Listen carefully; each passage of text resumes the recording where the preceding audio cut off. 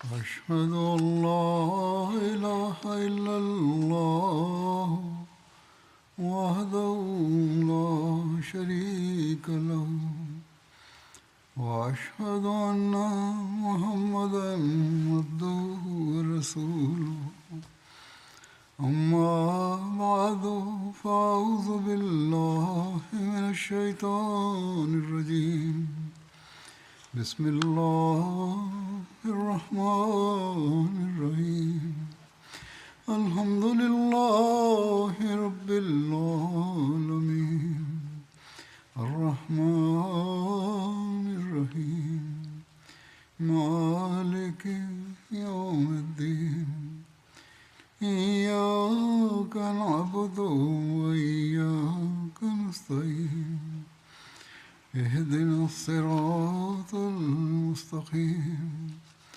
صراط الذين أنعمت عليهم غير المغضوب عليهم ولا الضالين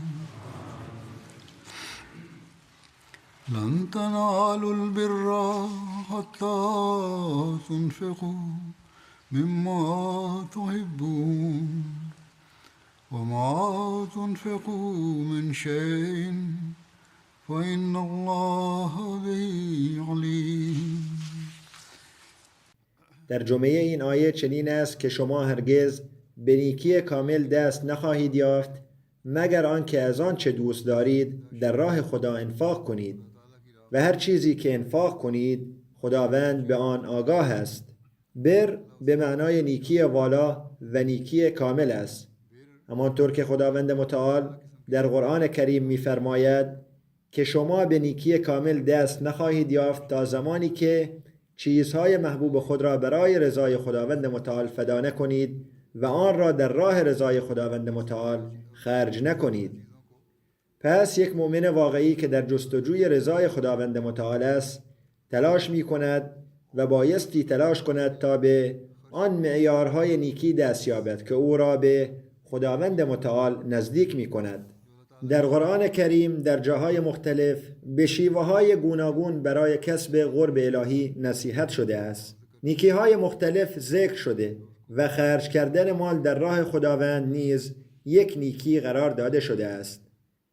در این آیه نیز خرج کردن در راه خداوند متعال یک نیکی بزرگ قرار داده شده و فرموده که اگر مالی یا چیزی را که دوست دارید در راه خداوند متعال خرج کنید فقط در آن صورت این نیکی بزرگی خواهد بود. بیشک خداوند متعال پاداش هر نیکی را می دهد که برای کسب رضایش انجام شود. اما چون انسان به مال علاقه و دلبستگی شدیدی دارد لذا به این امر به طور ویژه‌ای متوجه ساخته است. پس خداوند متعال یکی از معیارهای عالی برای ایمان و نیکی راستین و فداکاری فدا کردن چیزی را مقرر فرموده که آن را دوست دارید. چنان که فرمود نیکی واقعی این است که در راه خدا چیزی را بدهید که به آن دلبستگی دارید. علیرغم آن را برای جلب رضای خداوند متعال فدا می کنید. حضرت مسیح موعود علیه السلام در این باره در جاهای بسیاری توضیح داده‌اند. چنان که در یک جا می فرمایند نباید به مال و اموال دل بست. این کار مخصوصاً در عصر حاضر بسیار سخت است. ایشان فرمودند نباید به مال و اموال دل بست. خداوند متعال می فرماید لن تنالوا البر حتی تنفقوا مما تحبون. شما هرگز به نیکی دست نخواهید یافت تا زمانی که از آنچه دوست دارید در راه خدا خرج کنید. اگر وضع دوران حضرت پیامبر اکرم صلی الله علیه و آله و سلم را با وضع این دوران کنونی مقایسه کنیم احساس تأسف دست می دهد، زیرا هیچ چیز از جان عزیزتر نیست و در آن زمان باید جان را در راه خداوند متعال می دادند. آن حضرت افزودند آنها نیز مانند شما همسر و فرزند داشتند. جان برای همه عزیز است، اما آنها همیشه مشتاق این بودند که اگر فرصتی پیش بیاید در راه خداوند متعال آن را فدا کنند. سپس فرمودند که با دادن چیزهای بی ارزش و بیفایده کسی نمیتواند ادعای نیکی کند. دروازه نیکی تنگ است پس این نکته را به خاطر بسپارید که با دادن چیزهای بی‌ارزش نمیتوان وارد آن شد، زیرا متن صریح است: لن تنالوا البر حتی تنفقوا مما تحبون. تا زمانی که عزیزترین و محبوب ترین چیزها را فدا نکنید، به درجه محبوب و عزیز بودن خدا نمیتوانید برسید. اگر نمیخواهید سختی تحمل کنید و نیکی حقیقی را اختیار کنید، چگونه میتوانید موفق شوید و به مراد برسید؟ ایشان میفرمایند: آیا صحابه کرام رضی الله عنهم مفت به آن درجه رسیدند که به آنان داده شد؟ برای کسب عناوین دنیوی چقدر هزینه ها و سختی ها باید تحمل کرد؟ و تازه پس از آن یک عنوان معمولی که آرامش و سکینه قلبی به همراه ندارد به دست می آید. پس فکر کنید که خطاب رضی الله عنهم که نشانه رضایت مولای کریم است و موجب تسلی دل و اطمینان قلب می شود، آیا همینطور به راحتی به دست آمد؟ ایشان می‌فرمایند: نکته اصلی این است که رضایت خداوند متعال که موجب شادی حقیقی است به دست نمی آید مگر آنکه سختی‌های موقت را تحمل کنید. آن حضرت فرمودند: خدا را نمی‌توان فریب داد. خوشا به حال کسانی که برای کسب رضایت الهی از سختی نمی‌هراسند، زیرا شادی ابدی و آرامش دائمی پس از این سختی موقت به مؤمن میرسد. سپس میفرمایند: در دنیا انسان به مال بسیار دلبستگی دارد. به همین دلیل در علم تعبیر الرؤیا نوشته شده که اگر کسی در خواب ببیند که جگر خود را درآورده و به کسی داده، منظور از آن مال است. به همین دلیل است که خداوند برای دستیابی به تقوای حقیقی و ایمان واقعی فرموده: لن تنالوا البر حتی تنفقوا مما تحبون. هرگز به نیکی حقیقی نخواهید رسید تا زمانی که عزیزترین چیز را خرج نکنید. و دلیل آن این است که بخش بزرگی از کار همدردی و نیکی با مخلوق الهی نیازمند خرج کردن مال است و همدردی با هم نوعان یعنی افراد قوم خود و مخلوق الهی چیزی است که جزء دوم ایمان است و بدون آن ایمان کامل و استوار نمی شود. تا زمانی که انسان ایثار نکند، چگونه می تواند به دیگری نفع برساند؟ برای نفع رساندن باید فداکاری کرد. برای نفع رسانی و همدردی با دیگران ایثار ضروری است و در این آیه لن تنالوا البر حتی تنفقوا مما تحبون همین آموزش و هدایت ایثار داده شده است. پس خرج کردن مال در راه خدا نیز معیار و محک سعادت و تقوای انسان است. ایشان فرمودند که معیار و محک وقت در راه خدا در زندگی حضرت ابوبکر رضی الله عنه این بود که وقتی رسول الله صلی الله علیه و سلم نیازی را بیان کردند، ایشان تمام اساس خانه را آورده و پیشکش کردند. سپس آن حضرت با نصیحت می‌فرمایند: به مال دل نبندید. خداوند متعال می‌فرماید: لن تنالوا البر حتی تنفقوا مما تحبون. یعنی شما به بر نمی رسید، به آن نیکی حقیقی، به نیکی کامل نمی رسید تا زمانی که مالی را خرج کنید که آن را عزیز می دارید. همانطور که قبلا گفتم، بر به آن نیکی می گویند که از نوع عالی و کامل باشد. پس این راز است که امروز افراد جماعت احمدیه به درستی آن را درک کردند و این تأثیر تربیت حضرت مسیح موعود علیه السلام است که تا امروز این معیارهای فداکاری را می‌بینیم. همان معیارهایی که صحابه بنا نهادند. سپس در زمان حضرت مسیح موعود علیه السلام نزدیکان و صحابه ایشان بنا نهادند و بعد از آن در دوران هر خلافت این فداکاری ها را می‌بینیم و تا امروز آنها را مشاهده می‌کنیم. حضرت پیامبر اکرم صلی الله علیه و آله و سلم به فداکاری مالی بسیار تحریض کرده بودند و صحابه ایشان آن را درک کرده و به خوبی به آن عمل کردند. در روایتی آمده است، حضرت ابن مسعود رضی الله عنه روایت می کنند که حضرت پیامبر اکرم صلی الله علیه و آله و سلم فرمودند: جز به 2 نفر نباید به کسی غبطه خورد. یکی کسی که خداوند متعال به او مال داده و او آن را در راه حق خرج کرده است و دیگری مردی که خداوند متعال به او فهم و دانایی و علم و حکمت داده و او به کمک آن میان مردم قضاوت می کند و به مردم می آموزد. پس این معیاری بود که حضرت پیامبر اکرم صلی الله علیه و آله و سلم برای برقراری در میان صحابهشان نصیحت فرمودند و این برقرار شد. در روایتی از حضرت ابو مسعود انصاری رضی الله عنه آمده است که وقتی رسول الله صلی الله علیه و آله و سلم دستور صدقه میدادند، برخی از ما به بازار می رفتیم و کار می کردیم و به عنوان دستمزد 1 مد غله، یعنی پیمانه مصادف با چند کیلو، یا هر چیز دیگری که می گرفتیم آن را صدقه می دادیم.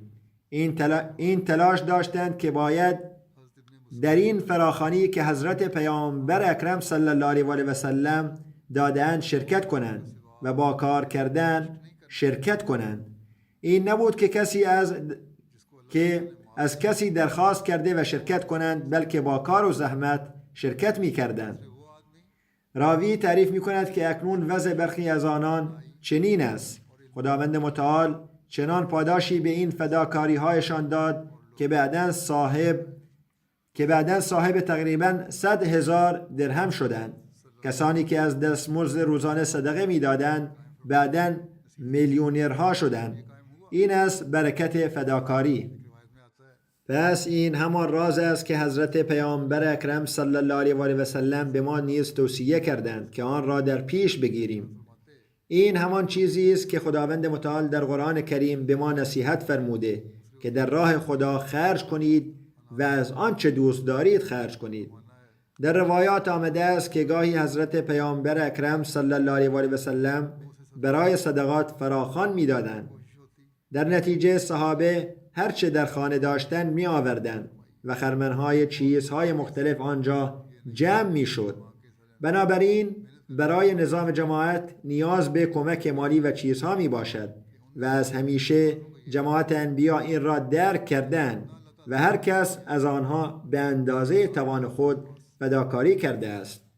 درباره برکات فداکاری مالی حضرت پیامبر اکرم صلی الله علیه و آله و سلم در جایی به خواهر نسبی خود حضرت اسما رضی الله عنها نصیحت فرمودند که در راه خدا با شمارش خرج نکن، وگرنه خداوند متعال نیز با شمارش به تو خواهد داد. کیسه پول خود را با خساست بسته نگه ندار، وگرنه آن بسته نگه داشته خواهد شد. فرمودند تا می توانید با گشاده دستی خرج کنید، بر خدا توکل کنید، خداوند همچنان خواهد داد. سپس در موقعی دیگر فرمودند، حضرت ابو هریره رضی الله عنه روایت می کند که هر صبح 2 فرشته فرود می آیند. یکی از آنها می گوید ای خدا به خرج کننده سخاوتمند بیشتر بده و تقلید کنندگان از او را بیشتر کن. دیگری می گوید خدایا به بخیل خسیس بده ولی مال و داراییش را نابود کن. به هر حال امروز احمدی ها این راز را می دانند که اهمیت سخاوتمند خرج کننده چیست. نمونه های بسیاری از آن وجود دارد. تاریخ احمدیه پر از آن است و هر روز به آن افزوده می شود. شخصی نوشت که من فقط مبلغ اندکی داشتم و با آن مبلغ می خواستم کسب و کاری راه بیندازم. باید چیزهای ضروری می خریدم. شرایط بسیار نامساعد بود و نمی دانستم که آیا این کسب و کار امکان پذیر خواهد بود یا نه. پدرم به من گفت که هر چقدر هم که این مبلغ باشد آن را به عنوان اعانه بده. به خاطر خدا فداکاری کن. پس من اعانه دادم و خداوند متعال چنان وسایلی فراهم کرد که سفارشی به من رسید که چندین برابر آن مبلغ برایم فراهم شد و سپس آن کسب و کار را شروع کردم و خداوند متعال چنان برکتی در آن نهاد که ثروت بیشماری به دست آمد. خداوند متعال در این زمان نیز این تجربیات را به پیروان و غلامان حضرت مسیح موعود علیه السلام برای افزایش ایمانشان نشان می دهد. پیامبر اکرم صلی الله علیه و آله و سلم در مناسبت‌های مختلف بسیار بر فداکاری‌های مالی تأکید فرمودند. حضرت حسن رضی الله عنه روایت می کند که پیامبر اکرم صلی الله علیه و آله و سلم فرمودند و این حدیث قدسی است، یعنی از قول خداوند متعال بیان فرمودند که خداوند می فرماید ای فرزند آدم، گنج خود را نزد من جمع کن و آسوده خاطر باش. نه خطر آتش سوزی هست، نه نگرانی غرق شدن در آب و نه ترس از دزدی دزدان. گنجی که نزد من گذاشته شده را کامل به تو خواهم داد در روزی که تو بیش از هر زمان دیگری به آن نیازمند خواهی بود. یعنی زندگی پس از مرگ، هنگامی که انسان نمی‌داند با او چگونه رفتار خواهد شد. در آن زمان که انسان از نیکی‌های خود آگاه نیست، خداوند متعال می‌فرماید فداکاری‌هایی که شما انجام داده اید من پاداش آنها را به شما خواهم داد و آنها وسیله‌ای برای آمرزش شما خواهند شد. این معامله‌ای است که خداوند متعال با یک مؤمن انجام می‌دهد. حضرت مسیح موعود علیه السلام در جایی می‌فرمایند من یقیناً بر این باورم که بخل و ایمان نمی‌توانند در یک قلب جمع شوند. کسی که با قلبی صادق به خداوند متعال ایمان می‌آورد، دارایی خود را تنها به آنچه در صندوقش محفوظ است محدود نمی‌داند، بلکه تمام خزائن الهی را خزائن خود می‌پندارد. خساست از او دور می‌شود، همان گونه که تاریکی از نور دور می‌شود. سپس ایشان فرمودند بر اعضای جماعت لازم است که به هر شکل ممکن در خدمت این جماعت باشند. در انجام خدمات مالی نیز نباید کوتاهی کرد. ببینید در دنیا هیچ جنبشی بدون کمک مالی نمیتواند ادامه یابد. در زمان رسول اکرم صلی الله علیه و سلم، حضرت موسی علیه السلام، حضرت عیسی علیه السلام و تمام پیامبران کمک‌های مالی جمع‌آوری می‌شد. پس بر اعضای جماعت ما نیز ضروری است که به این امر توجه داشته باشند. اگر افراد با تعهد حتی 1 ریال در سال بدهند، با آن بسیار کارها را میتوان انجام داد. در این زمینه به نمونه حضرت خلیفة المسیح اول رضی الله عنه نگاه کنید که چه کردند. چگونه ایشان در پاسخ به فراخوان حضرت مسیح موعود علیه السلام برای انجام مأموریت رسالت ایشان فداکاری کرد. حضرت مسیح موعود علیه السلام درباره حضرت خلیفة المسیح اول نوشتند که اگر من اجازه می دادم ایشان همه چیز خود را در این راه فدا می کرد تا همان گونه که در رفاقت روحانی بود در رفاقت جسمانی و همنشینی دائم نیز حق مصاحبت را ادا کند. سپس ایشان نوشتند که چند سطر از برخی نامه‌های ایشان را به عنوان نمونه نقل می کنم. ایشان یعنی حضرت خلیفة الاول به حضرت مسیح موعود علیه السلام نوشتند من در راه شما فدا می شوم. هر آنچه دارم از آن شماست، نه من. ای پیر و مرشد من، با کمال صداقت عرض می کنم که اگر تمام مال و ثروتم در راه اشاعه دین صرف شود به مراد خود رسیدم. اگر خریداران براهین از تأخیر در چاپ مضطرب هستند، یعنی اگر به دلیل کمبود خریداران یا عدم پرداخت هزینه از سوی آنان مانعی در انتشار کتاب پیش آمده است، به من اجازه دهید این خدمت ناچیز را انجام دهم که تمام قیمت آن را پرداخت کنم و از جیب خود باز پس دهم و هر درآمدی که حاصل شود نیز بازگردانم. و با اخلاص کامل فرمود این سعادت من است. بلکه به حضرت مسیح موعود علیه السلام عرض کرد قصد من این است که تمام هزینه‌های چاپ براهین بر عهده من گذاشته شود. این معیار فداکاری حضرت خلیفة المسیح اول رضی الله عنه بود. حضرت خلیفة المسیح ثانی رضی الله عنه وقتی صندوق‌های تحریک وقف جدید و تحریک جدید را تأسیس کردند، افراد بیشماری به ویژه فقرا شروع به اهدای مبالغ اندک به عنوان اعانه کردند. برخی مرغ آوردند، برخی تخم مرغ و می گفتند هر آنچه داشتیم تقدیم کردیم. در آن زمان حضرت خلیفة المسیح ثانی علاوه بر ذکر نمونه‌های فداکاری فقرا از برخی بزرگان قدیمی نیز مثال می آوردند.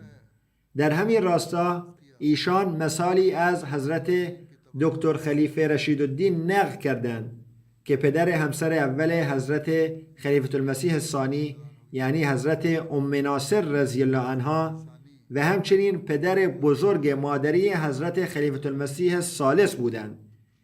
حضرت مسیح مصلح موعود نوشتند که وقتی ایشان یعنی حضرت دکتر خلیفة الرشید الدین از دوستی درباره ادعای حضرت مسیح موعود علیه السلام شنیدند، بلافاصله فرمودند شخصی با چنین ادعای بزرگی نمیتواند دروغگو باشد، پس من به هیچ دلیلی نیاز ندارم. این ادعا آنقدر بزرگ است که نیازی به شنیدن هیچ دلیل دیگری ندارم. من معتقدم که ایشان همان مسیح موعود هستند و ایشان خیلی زود با حضرت مسیح موعود علیه السلام بیعت کردند. حضرت مسیح موعود علیه السلام نام ایشان را در میان 12 حواری خود ثبت کردند و فداکاری های مالی ایشان به حدی رسیده بود که حضرت مسیح موعود علیه السلام به ایشان سندی کتبی دادند که شما برای جماعت به قدری فداکاری مالی کرده اید که دیگر نیازی به فداکاری ندارید. اگرچه ایشان همچنان به فداکاری کردن ادامه دادند، اما حضرت مسیح موعود علیه السلام به این شکل رضایت خود را ابراز فرمودند. حضرت مصلح موعود رضی الله عنه می نویسند که آن دوران حضرت مسیح موعود علیه السلام را به یاد دارم، زمانی که دادگاهی علیه ایشان در گردسپور در جریان بود و ایشان به پول نیاز داشتند.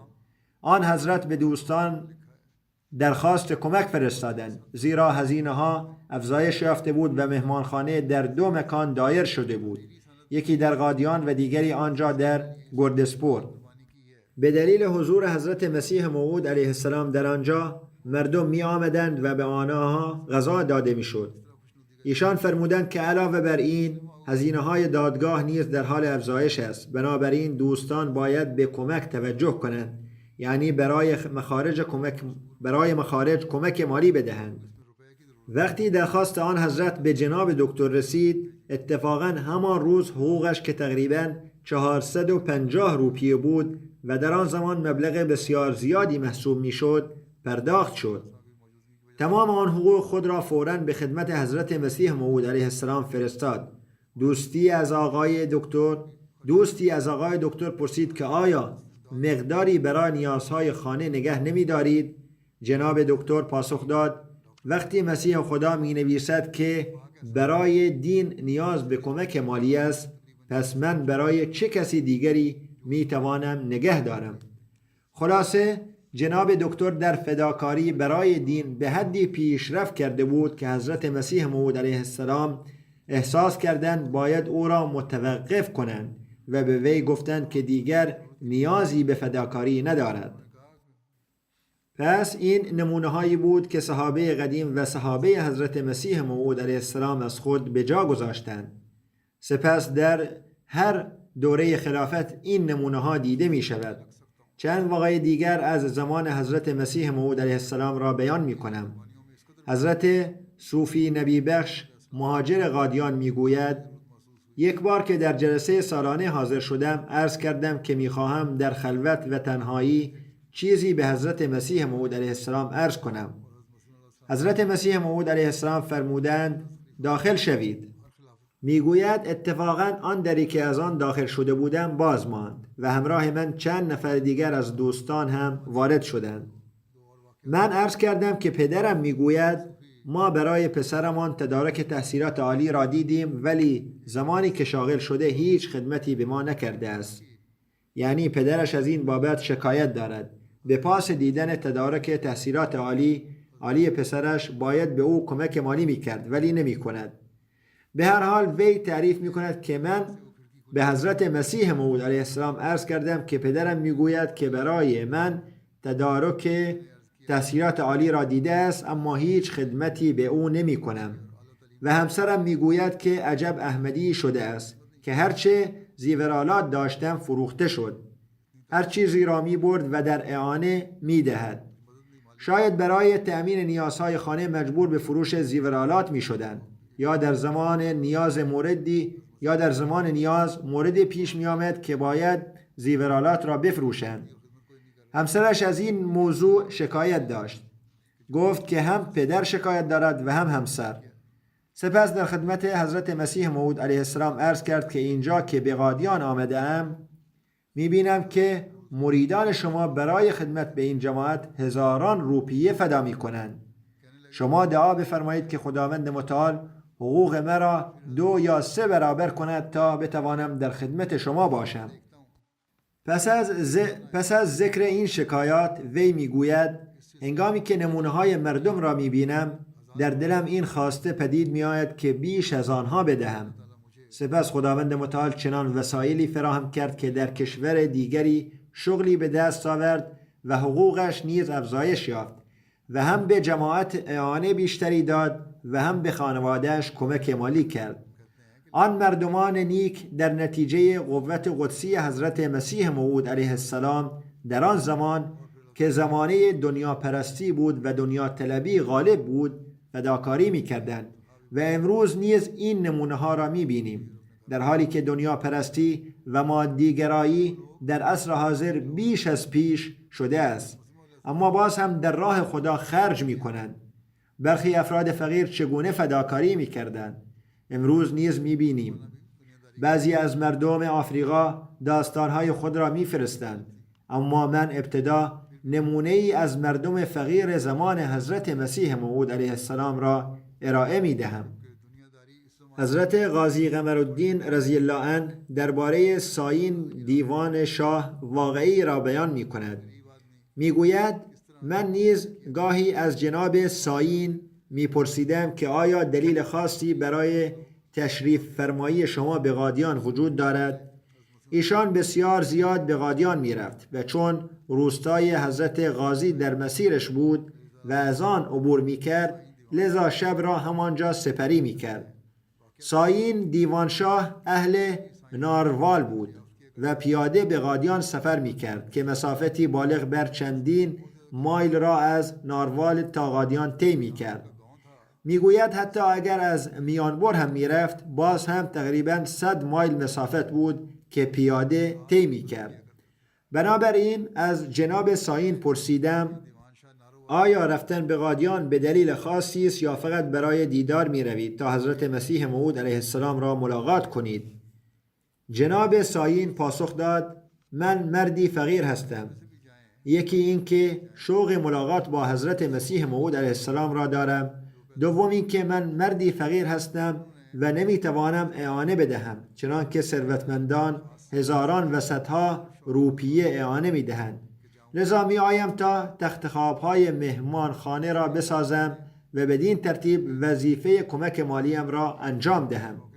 یعنی تخت خوابها را مجانی خواهم ساخت و بار کمک مالی از دوشم برداشته خواهد شد. احساس سنگینی که به خاطر نتوانستن کمک مالی دارم کاهش خواهد یافت. این کار ساختن تخت خوابها به من آرامش می دهد. پس من تخت خوابهای مهمانخانه را می سازم و احساس رضایت می کنم، زیرا دستمزد این کار در واقع اعانه من است. چنین روحیه‌ای حتی در میان فقرا نیز در آن زمان وجود داشت. در این زمان نیز می بینیم که چگونه خداوند متعال این روحیه را در مردم ایجاد کرده است. مردم کشورهای دوردست که چند سال پیش با احمدیه آشنا شده‌اند، با پذیرش اسلام به جماعت احمدیه پیوستند. نمونه‌های شگفت‌انگیزی از اشتیاق آنان برای فداکاری مالی نیز دیده می شود. همان روحیه‌ای که 14 قرن پیش وجود داشت در این افراد نیز مشاهده می کنیم. همان شوقی که حضرت مسیح موعود علیه السلام از برخی افراد در زمان خود مثال زده بودند در اینها نیز دیده می شود و این همان روحی است که امروز در جماعت احمدیه پس از پذیرش حضرت مسیح موعود علیه السلام به سبب تقویت ایمان ایجاد شده است. مبلغ جزایر مارشال نوشته است که خانم لادری آرزک عضوی مخلص است و برای اداره مهمانخانه جماعت تلاش خستگی ناپذیری می کند. او هر روز برای تهیه 2 وعده غذا می آید و خدمت می کند و آشپزی می کند. اما هر بار که حقوق دریافت می کند اولین کارش تقدیم فداکاری مالی از طرف خود و 5 نوه‌اش است و میزان مشارکت او در وقف جدید بیش از همه در جماعت است. مربی میگوید این افرادی هستند که از خانواده بسیار فقیر هستند و با دیدنشان سخنان پربرکت حضرت مسیح موعود علیه السلام به یاد می آید که متقی می تواند خوشبختی حقیقی را در کلبه‌ای بیابد که دنیا پرست، حریص و عاصی حتی در قصری با شکوه نمی تواند به آن دست یابد. همچنین بانوی دیگری به نام لورین از همان جزایر مارشال در مهمانخانه جماعت کار می کند. مبلغ می گوید که من به او یادآوری کردم که سال صندوق وقف جدید در حال پایان است و مشارکت ما در وقف جدید کمتر از سال گذشته است. پس از آن می گوید که لورین پس از نماز جمعه به دفتر آمد و مشارکت خود در صندوق وقف جدید را تقدیم کرد تا بتوانیم به هدف سال گذشته برسیم یا از آن فراتر رویم. مبلغ قزاقستان در مورد مشارکت آقای عیان ابراهیم میگوید که من زمانی را در زندگی دیدم که برای خرید نان پولی نداشتم. مجبور می شدم اشیای خود و نوش را قرض بگیرم و همسرم نگران بود که چگونه زندگی را ادامه خواهیم داد. اما حتی در آن شرایط میگوید که اعانه را پرداخت می کردم و هنوز هم این اصول من است که هر وقت پولی به دستم می رسد اول از همه اعانه را می پردازم. اما این لطف شگفت‌انگیز خداوند متعال نسبت به من است که هر بار اعانه می پردازم خداوند مرا با منابع مالی بهتری بهره‌مند می سازد. گاهی همسرم می پرسد این پول از کجا آمده است؟ من به او می گویم که همه اینها برکت اعانه است.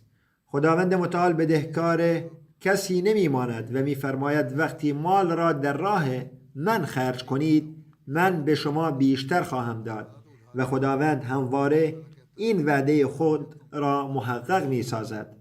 در نزدیکی شهر موروا در کامرون جماعتی است و در آنجا دوستی به نام محمد یوسین هست که می گوید من بسیار فقیر بودم.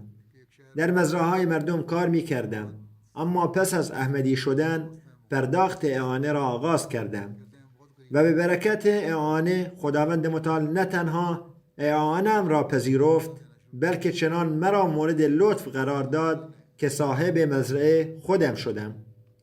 این امر به من اطمینان می دهد که خداوند متعال اعانه‌ام را پذیرفته است، زیرا او مرا بی نهایت مورد لطف قرار داده و مالک مزرعه ساخته است. از کارگری به مالکیت مزرعه خودم رسیدم. نیجر جماعتی فقیر است. مبلغ آنجا نوشته است که یک احمدی به نام آقای لاولی میگوید من تایگرنت کشت میکنم و اگرچه نگفته بودم اما در دل تصمیم گرفته بودم که 1/10 آن را به عنوان اعانه بپردازم. اما پس از کاشت شرایط طوری شد که بارانهای فراوان بارید و خطر از بین رفتن محصول وجود داشت، زیرا این گیاه به آن مقدار آب نیاز نداشت. محصولات همسایگان اطراف از بین رفت، اما خداوند متعال چنان برکتی در محصول من نهاد که در حالی که دیگران از زمینهای بیشتر از من 5 یا 6 کیسه برداشت می کردند، من 10 کیسه یا گونی یا حتی 11 گونی از مزرعه‌ام برداشت می کردم. در چنین شرایطی که محصول خراب می شود قیمتها افزایش می یابد و انسان می تواند در بازار پول خوبی به دست آورد. اما وی طمع پول نکرد. وی در دل خود با خداوند متعال عهد بسته بود و به کسی نگفته بود. باز فقط به این دلیل که در دل با خداوند متعال عهد کرده بود برای فداکاری در راه خدا آماده شد و مطابق وعده خود 11مین گونی را که باید به عنوان اعانه به جماعت میداد تقدیم کرد و دلبستگی مال بر او نچرخید. پس اینها کسانی هستند که فداکاری می کنند و امروز نیز در جماعت احمدیه و در هر کشوری دیده می شوند. جماعتی در گامبیا به نام یوروباول وجود دارد. صدر آنجا می گوید که مبلغی از جایی دریافت کرد و آن را به 2 قسمت تقسیم کرد. یک قسمت را برای اعانه کنار گذاشت و قسمت دیگر را برای استفاده شخصی نگه داشت. میگوید متاسفانه پولی که برای استفاده شخصی کنار گذاشته بود گم شد و اکنون تنها پول اعانه برایش باقی مانده بود که میتوانست از آن استفاده کند. اما با وجود نیاز از پول اعانه برای مصارف شخصی استفاده نکرد. محبت مال بر او غلبه نکرد و بهانه‌ای نیاورد که چون پولم گم شده پس نیمی از این را خرج می کنم. او گفت نه، پولی که برای اعانه کنار گذاشتم را در اعانه ادا خواهم کرد و میگوید آن را در اعانه پرداخت کردم. خداوند متعال چنان مقدر کرد که مدتی بعد همان پول گم شده را پیدا کرد و نیازش برطرف شد. در چنین شرایطی که نیاز وجود دارد محبت به مال قطعا افزایش می‌یابد، اما مردم اخلاص عجیبی دارند که وعده ای را که به خداوند متعال داده اند به هر حال ادا می کنند. سپس واقعه دیگری است که در آن نیاز به مال و دلبستگی به آن نمیتواند بر فداکاری غلبه کند. در همین کشور نیجر در منطقه مراوی جماعتی است که احمد ثانی از اعضای آن است. وی اعانه وقف جدید را هر سال و به طور مرتب پرداخت می کند. امسال به دلیل سیل در منطقه محصولات از بین رفت. تصور می شد که به این دلیل مردم نمی توانند اعانه زیادی پرداخت کنند. اما آقای ثانی گفت که اگرچه به دلیل بارانهای شدید و سیل محصولات از بین رفتند، اما به این دلیل اعانه را کاهش نخواهد داد و اعانه بیشتر از مبلغ قبلی پرداخت کرد. سپس داستان دیگری است که احمدی مخلص علی رغم نیاز فداکاری را ترجیح داد. در نیجر جماعتی به نام دیبسو وجود دارد. در آنجا بارندگی کاهش یافت که تأثیر بسیار بدی بر محصولات داشت. در برخی مناطق بارندگی زیاد می شود و در برخی دیگر کم می شود. این آفت هاست. به هر حال اکثر جماعت‌های ما در آفریقا جماعت‌های روستایی هستند. از طرف دیگر در آنجا وضعیت سیاسی کشور نیز این روزها بسیار بد است. تورم به شدت افزایش یافته است. معلم با دیدن این وضعیت میگوید من نگران بودم که این افراد پول ندارند، چگونه اعانه خواهند داد.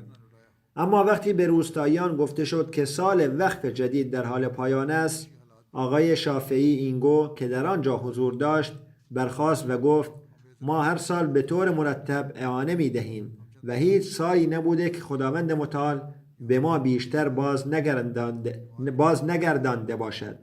بنابراین به برکت اعانه خداوند متعال ما را مورد لطف قرار می دهد و وضعیت اقتصادی ما نیز بهبود می یابد.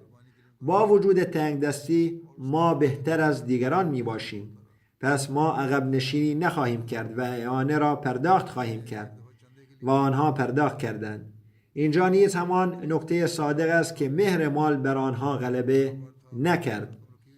در تانزانیا دوستی به نام ابراهیم میگوید وقتی از برکت اعانه آگاه شدم هر ماه بخش مشخصی را برای فداکاری مالی تعیین کردم و به برکت آن کارم مدام رونق گرفت و خداوند متعال روزیم را افزایش داد.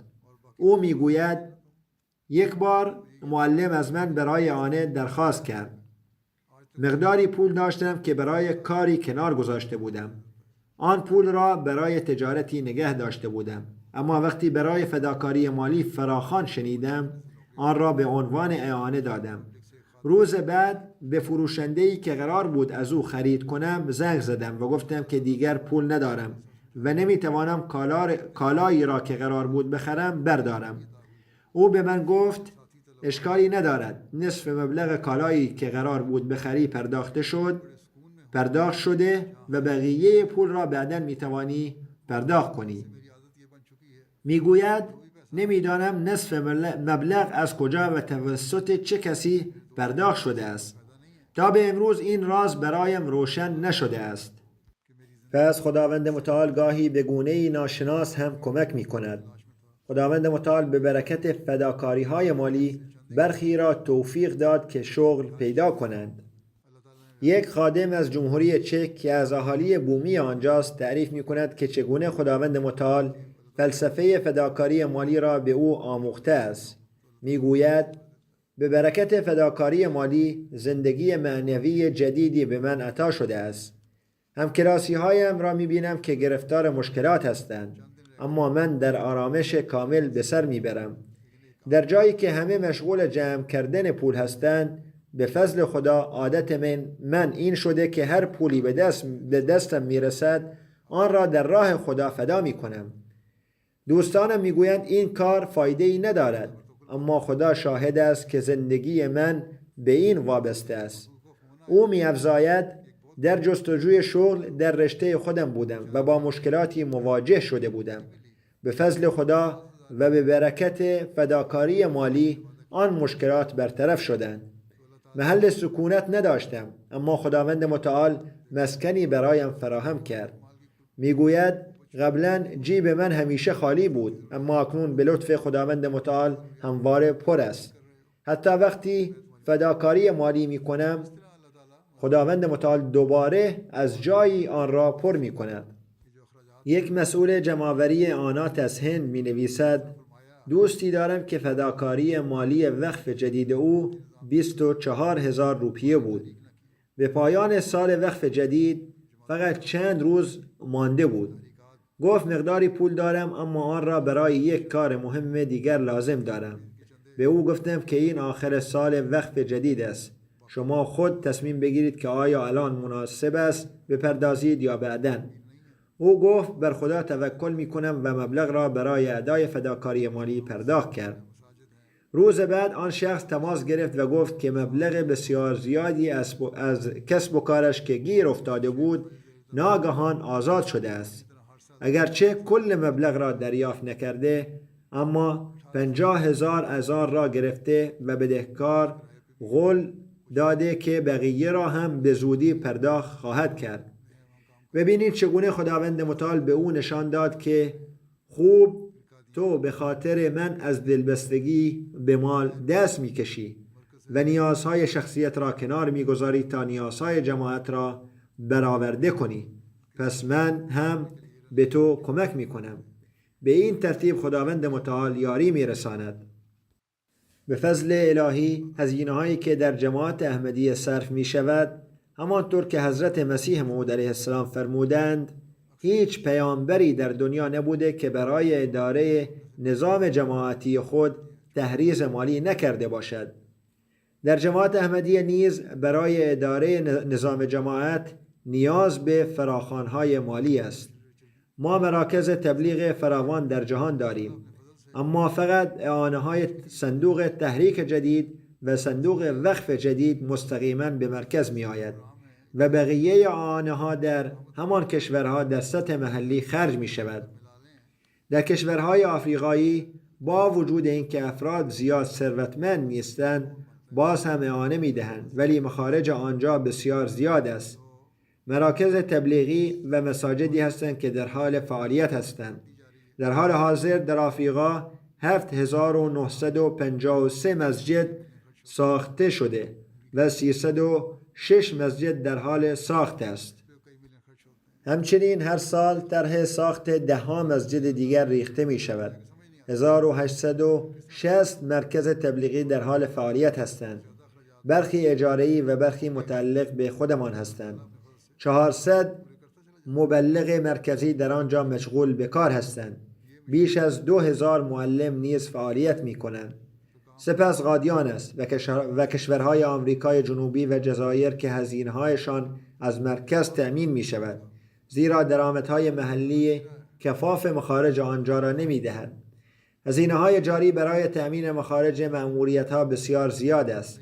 همچنین هزینه‌هایی برای توزیع کتاب‌های تبلیغی وجود دارد. کتاب‌های تبلیغی نیز گاهی از اینجا فرستاده می شود. اغلب به جز کتاب‌های بزرگ، بسیاری از کتاب‌ها به صورت رایگان توزیع می‌شوند. کتاب‌های کوچک همیشه رایگان است. بعضی از کتاب‌ها در آنجا نیز چاپ می‌شود.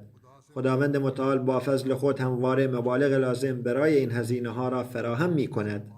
گاهی اوقات نمی‌فهمم در مقابل برنامه‌های گسترده و هزینه‌های زیاد این درآمد اندک است.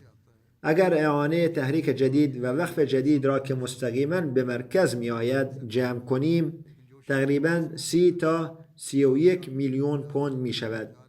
اما به فضل خداوند هزینه‌ای که برای کمک سالانه به مأموریت‌های 106 کشور پرداخت می شود، تقریباً برابر با این مبلغ است. سپس جامعه های احمدیه هستند که چندین میلیون هزینه دارند و به آنها کمک مالی داده می شود. شبکه تلویزیونی MTA نیز چندین میلیون هزینه دارد. علاوه بر این هزینه های مرکز نیز وجود دارد. پس خداوند متعال به گونه این هزینه ها را تأمین می کند که درک آن دشوار است. گاهی اوقات این فکر به ذهن می رسد که شاید هزینه ها بسیار زیاد هستند و چگونه تأمین خواهند شد.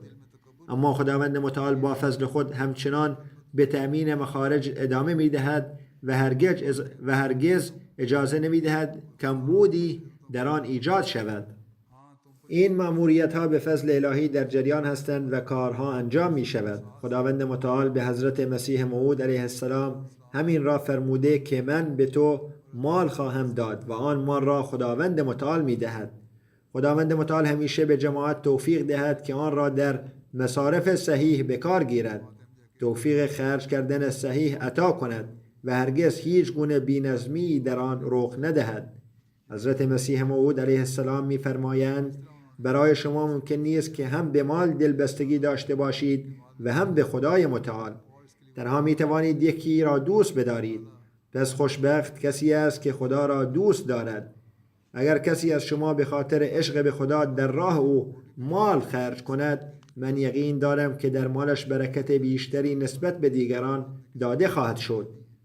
زیرا مال خود به خود نمی آید بلکه به اراده خدا می آید. پس کسی که بخشی از مالش را برای خدا می بخشد حتما آن را باز خواهد یافت.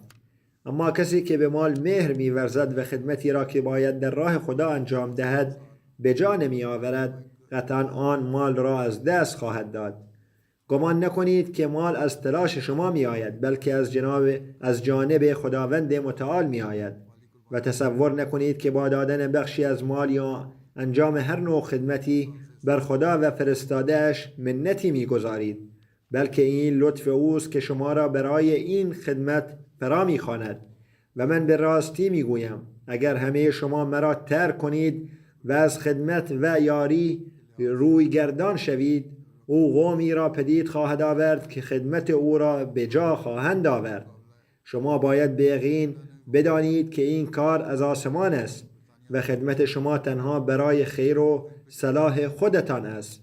پس مبادا در دل خود تکبر ورزید و گمان کنید که با خدمت مالی یا هر نوع خدمت دیگری منتی بر خدا می‌گذارید. من بارها به شما میگویم که خداوند هرگز به خدمات شما نیازمند نیست، بلکه این فضل اوست که به شما فرصت این خدمت را میدهد. این همان احساس و اندیشه است که حضرت مسیح موعود علیه السلام در جماعت ایجاد کردند و به فضل خداوند متعال امروز پس از گذشت 135 سال این روحیه همچنان در افراد جماعت احمدیه وجود دارد، چه در جوانان و چه در تازه احمدی ها. آنها همچنان به فداکاری ادامه می دهند که من چند نمونه از آن را بیان کردم و این که چگونه آنها این روح را درک کردند که خداوند متعال در اموالشان برکت می دهد و برای این منظور آماده هر گونه فداکاری هستند. خداوند متعال در اموال و نفوس همه آنان برکت عطا فرماید. همراه با این من گزارشی را نیز ارائه خواهم داد که مربوط به کمک‌های مالی وقف جدید در سال جاری است و نشان می‌دهد که امسال به فضل خداوند متعال جماعت تا چه حد فداکاری کرده است. به فضل خداوند متعال 67مین سال وقف جدید در 31 دسامبر به پایان رسیده است و جماعت احمدی جهانی مبلغ 13,368,100 پوند یعنی تقریباً 14 میلیون پوند فداکاری مالی ارائه کرده است. این دریافتی نسبت به سال گذشته 736,000 پوند بیشتر است. الحمدلله. و از نظر میزان فداکاری و مبالغ بریتانیا در رتبه اول قرار دارد. رقابت سختی بین آنها و کانادا وجود دارد. کانادا نیز در فداکاری‌های خود افزایش زیادی داشته است، اما هنوز از بریتانیا عقب است. سپس در رتبه سوم آلمان قرار دارد، بعد آمریکا، سپس هند، استرالیا، یک جماعت از خاورمیانه، اندونزی و سپس یک جماعت دیگر از خاورمیانه و بعد بلژیک. از نظر مجموع دریافتی در آفریقا، جماعت‌هایی که در رتبه‌های برتر قرار دارند عبارتند از غنا در رتبه اول، موریس در رتبه دوم و بورکینافاسو در رتبه سوم. با وجود شرایط بسیار نابسامان در بورکینافاسو، آنها همچنان به فداکاری ادامه می‌دهند. گزارش‌های بسیاری از مناطق هنوز دریافت نشده است، زیرا ارتباطات برقرار نبوده است. سپس تانزانیا، لیبریا، گامبیا، نیجریه، سیرالئون، بنین و کنگو کینشاسا قرار دارند. بر اساس گزارش‌های دریافتی، تعداد افرادی که در نظر مالی وقف جدید مشارکت داشته‌اند 1,551,000 نفر است. علیرغم شرایط نامساعد، تعداد مشارکت کنندگان در پاکستان نیز افزایش یافته است. همچنین در نیجریه، کامرون، سیرالئون، گامبیا و کنگو برازاویل نیز افزایش مشاهده شده است. در میان 10 جماعت بزرگ بریتانیا از نظر میزان فداکاری، فارینهام در رتبه اول قرار دارد. سپس به ترتیب وستر پارک، اسلام آباد، والسال، آلدرشات جنوبی، اش، چیم جنوبی، جیلینگهام و آلدرشات شمالی و یول قرار دارند. 5 منطقه برتر به ترتیب عبارتند از اسلام آباد، بیت الفتوح، میدلندز، مسجد فضل و بیت الاحسان. در دفتر اطفال که بخش جداگانه‌ای از وقف جدید است، 10 جماعت برتر عبارتند از آلدرشات در رتبه اول، آلدرشات شمالی، فارینهام، اش، آلدرشات جنوبی، باردن، چیم جنوبی، اسلام آباد، روهمپتون ویل، منچستر شمالی و والسال. از نظر میزان دریافتی، امارت‌های برتر کانادا عبارتند از وان در رتبه اول، سپس کلگری، پیس ویلج، ونکوور، تورنتو غرب، برمنتون شرق و تورنتو. 10 جماعت بزرگ کانادا به ترتیب عبارتند از همیلتون در رتبه اول، آدمونتون غرب، همیلتون ماونتین، میلتون شرق، بیت الرحمن ساساکتون، دورهام غرب، ریجینا، مونترال غرب، بیت العافیت ساساکتون و وینگی پیک ادریلاید، مینستر نیو فاندلند. در دفتر اطفال، امارت‌های برجسته عبارتند از وان در رتبه اول، تورنتو غرب، ونکوور و پیس ویلج. در میان جماعت‌های کانادا در دفتر اطفال، کلگری، میسیساگا، برمنتون شرق، برمنتون غرب و تورنتو قرار دارند. در رتبه اول جماعت‌ها در دفتر اطفال، دورهام غرب، حدیقه احمد، باردوفرد شرق، مونترال غرب، همیلتون شرق، همیلتون ماونتین، اینسفیل، میلتون غرب و وینزور هستند. 5 امارت محلی آلمان عبارتند از هامبورگ در رتبه اول، سپس فرانکفورت، ویسبادن، گروسگراو و ریدشتات. 10 جماعتی که اولین امارت بودند عبارتند از رودگاو، نیدا، رویدرمارک، فلورسهایم، نوویوید، کوبلنز، واینگارتن، پنیبرگ، برلین و نویس. در دفتر اطفال 5 منطقه برتر به ترتیب عبارتند از ویسبادن، هامبورگ، هسن جنوب شرقی، وستفالن و دیستنباخ. 10 جماعت برتر آمریکا عبارتند از میرلند در رتبه اول، لس آنجلس در رتبه دوم، ویرجینیای شمالی، سیلیکون ولی، سایتل، دیترویت، شیکاگو، دالاس، ویرجینیای جنوبی و آستین. از دفتر اطفال 10 جماعت برتر آمریکا عبارتند از سیاتل در رتبه اول، سپس فیلادلفیا، ویرجینیای شمالی، جورجیای کارولینیا، شیکاگو، آستین، دالاس، آشکوش، دیترویت و میرلند. در پاکستان به لطف خداوند در آنجا نیز تلاش زیادی کرده و فداکاری‌هایی انجام دادند. در آنجا لاهور در رتبه اول، سپس ربوید و در رتبه دوم و کراچی در رتبه سوم قرار دارند. موقعیت منطقه‌های برتر به لحاظ افراد بالغ به این ترتیب است: اسلام آباد در رتبه اول، سیالکوت در رتبه دوم، فیصل آباد، گجرات، گوجرانواله، سرگودها، امرکوت، ملتان، حیدرآباد و میرپورخاست. 10 جماعت برتر عبارتند از اسلام آباد در رتبه اول، سپس به ترتیب تاونشیپ لاهور، دارالذکر لاهور، عزیز آباد کراچی، علامه اقبال تاون لاهور، سمن آباد لاهور، بیت الفضل فیصل آباد، ملتان شهر، دروازه دهلی لاهور و گجرانوالا شهر. 3 جماعت بزرگ در میان دفتر اطفال عبارتند از لاهور در رتبه اول، ربوه در رتبه دوم و کراچی در رتبه سوم. موقعیت منطقه‌های برتر در دفتر اطفال به این ترتیب است: اسلام آباد در رتبه اول، سپس سیالکوت، ناروال، امرکوت، راولپندی، گجرانوالا، میرپورخاست، گجرات، حیدرآباد و شیخوپوره. همچنین برخی جماعت ها و مجالس هستند که تلاش های فوق العاده انجام دادند. در میان 10 جماعت برتر هند در سطح ایالت ها کارالا در رتبه اول قرار دارد. سپس تامیل نادو، جامو و کشمیر، کارانتاکا، تلنگانا، اودیشا، پنجاب، بنگال غربی، مهاراشترا و اوتار پرادش. 10 جماعت برتر عبارتند از کویمباتور در رتبه اول، قادیان در رتبه دوم، سپس حیدرآباد، کالیکوت، مانجری، بنگلور، ملیا پالایان، کلکته، کیرنگ و کیرولای. 10 جماعت برتر استرالیا عبارتند از کاسل هیل در رتبه اول، سپس ملبورن لانگوارین، مارسدن پارک، ملبورن کلاید، لوگان ایست، ملبورن بریک، پنریس، پرس، آدلاید و آدلاید غربی. به لحاظ افراد بالغ استرالیا جماعت‌های برتر به این ترتیب هستند: کاسل هیل در رتبه اول، سپس ملبورن لانگوارین، مارسدن پارک، لوگان ایست، ملبورن بریک، ملبورن کلاید، پنریس، پرس، آدلاید غربی و بلیک تاوان. از دفتر اطفال استرالیا جماعت‌های ممتاز به این ترتیب هستند: ملبورن لانگوارین، پرس، پلمپتون، آدلاید جنوبی، ملبورن کلاید، پنریس، ملبورن غربی، مارسدن پارک، بریزبن مرکزی و ملبورن بریک. خداوند متعال به این فداکاری کنندگان در اموال و جانهایشان برکت بی پایان عطا فرماید. همچنین دعا کنید که سال 2025 میلادی برای جماعت سالی پربرکت باشد. خداوند متعال جماعت را از هر شری محافظت نماید. در پاکستان گروه‌های افراطی و دسته‌هایی هستند که هر از گاهی به جوش می‌آیند و به بهانه جماعت در برخی جاها و به بهانه قانون در جاهای دیگر سعی می‌کنند هر نوع ظلمی را روا دارند. نه قبرستان‌ها در امان هستند و نه خانه‌ها. خداوند متعال وسایل مجازات این ظالمان را به زودی فراهم آورد. احمدی‌ها را در حفاظت خود نگه دارد. این افراد به ربوه نیز چشم دوخته‌اند. خداوند متعال حفاظت آن را نیز تداوم بخشد. چندی پیش من به درود شریف و برخی دعاها متوجه ساخته بودم. احمدی‌های پاکستان و هر احمدی در جهان به این امر توجه ویژه‌ای داشته باشد.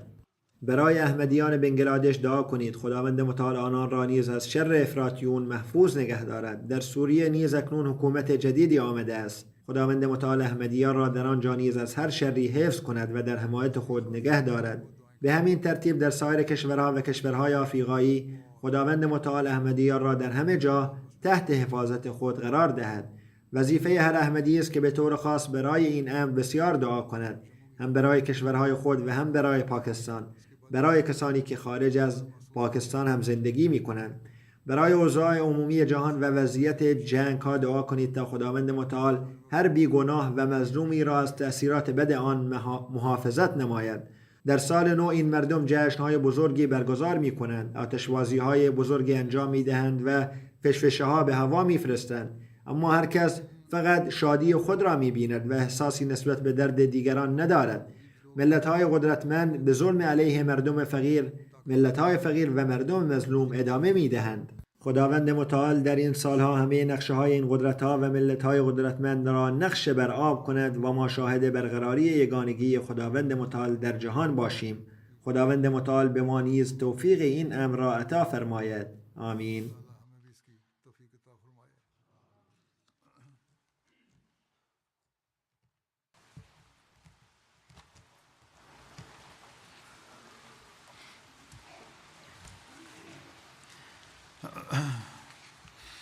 الحمد لله نحمده ونستعينه ونستغفره ونؤمن به ونتوكل عليه ونعوذ بالله من شرور أنفسنا ومن سيئات أعمالنا من يهده الله فلا مضل له ومن يضلل فلا هادي له ونشهد أن لا إله إلا الله ونشهد أن محمدا عبده ورسوله عباد الله رحمكم الله إن الله يأمر بالعدل والإحسان وإيتاء ذي القربى وينهى عن الفحشاء والمنكر والبغي يعظكم لعلكم تذكرون اذكروا الله يذكركم وادعوه يستجب لكم ولذكر الله أكبر